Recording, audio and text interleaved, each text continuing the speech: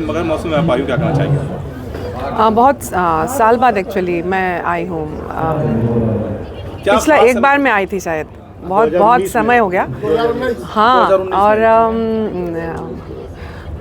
संत कबीर जी की धरती पे आई हूँ और उसमें अलग से बोलने की बात कुछ है नहीं कि हम तो उस लायक नहीं है कि उनको बहुत अच्छा से हृदयंगम कर पाए, समझ पाए, लेकिन फिर भी इतना पता है कि जो भी दिखाई दे रहा है वो सच नहीं है। अंतर्मुखी यात्रा की ज़रूरत है और बस संगीत के मार्ग से हम कबीर तत्व का थोड़ा भी अगर समझ पाए तो वही जीवन सफल है। और क्या। हम भोजपुरी के स्वर कोकिला रही हैं आप। आपके जाने के बाद जो है भोजपुरी से लगाव जैसे आपका कम हुआ, तरह तरह की अश्लीलताएं फैलने लगी मैम। लगाव कम नहीं हुआ, ऐसा नहीं है। बात यह है कि लगातार जो यात्रा है ना, जैसे नदी की धारा जैसे बहती ही रहेगी, वो अगर एक जगह रुक जाएगा तो उस पर क्या होगा, वो नाला बनेगा, वो कीड़ा आएगा उसमें, है ना। तो उसी तरह से आई थिंक प्रैक्टिकली अगर एग्जांपल देके बोलूँ, हम बस इसी महीने के 24 तारीख को हम लोग मुंबई में नीता मुकेश अंबानी कल्चरल सेंटर में थे और फोक एक्सटेसी को परफॉर्म किया।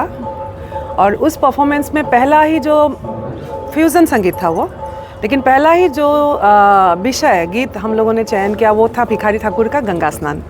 तो वो वहाँ भी भोजपुरी है, लेकिन यहाँ भोजपुरी को आप कौन कहाँ किस रूप में किस स्तर में ले रहे हैं, बात वो है। तो मैं समझती हूँ कि जो अभी मेरा विज़न है कि अंतर्राष्ट्रीय जो शब्द है, जस्ट लगाने के लिए अंतर्राष्ट्रीय महोत्सव कर रहे हैं, शब्द लगा दिया, उससे अंतर्राष्ट्रीय नहीं हो जाएगा।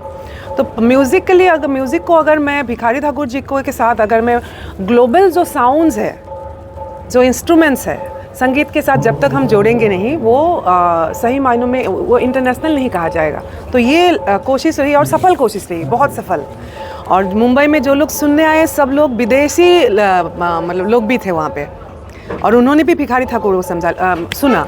बस मेरी कोशिश वहाँ पे एक अलग से एक दायित्व ये बढ़ गया, एक स्टोरी टेलिंग करना पड़ा। लाइक अंग्रेज़ी में पहले मैं विषय को 1 मिनट बोली, फिर भिखारी ठाकुर को गाई। तो आई थिंक ये एक अलग यात्रा पे हम लोग चल पड़े हैं। तो लगाव मेरा कम नहीं हुआ, भोजपुरी साथ में ही है।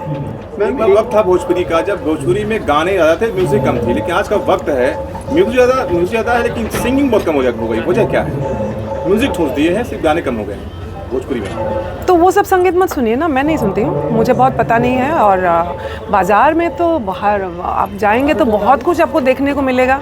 गली गली में बहुत सामान है, आपको जो चाहिए आप तो उधर ही जाएंगे ना सीधा।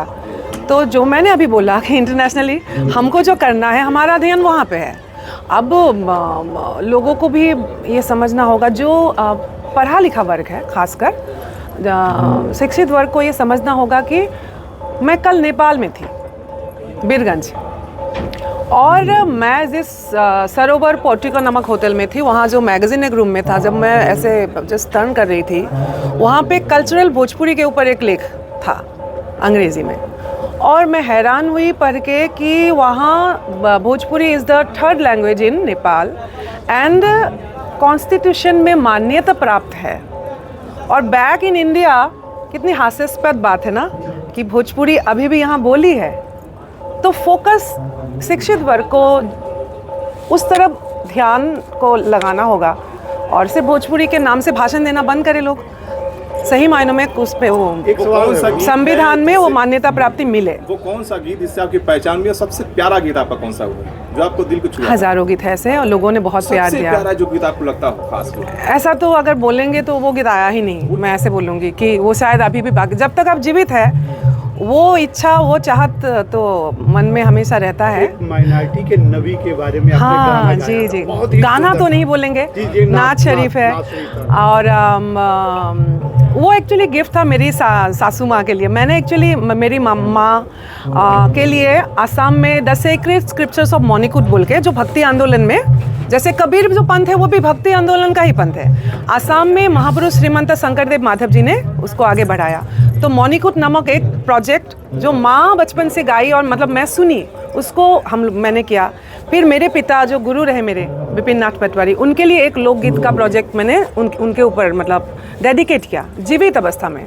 मरने के बाद बहुत ट्रिब्यूट करके फ़ायदा नहीं है, मुझे लगता है उनको जीवित अवस्था में उनको खुशी देना चाहिए जो हमारे बड़े बुजुर्ग हैं।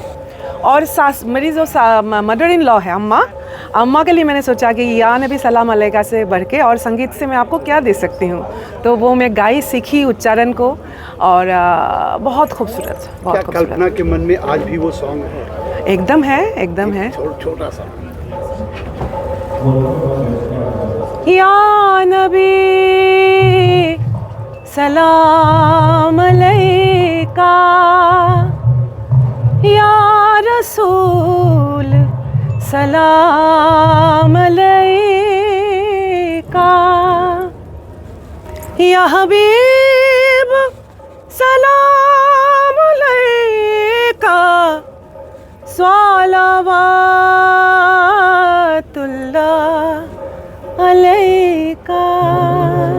बहुत प्यारा। मैम, आप दूसरी बार मगहर में आ रही हैं, क्या आज कबीर साहब पर कोई गीत सुनने को मिलेगा आपकी?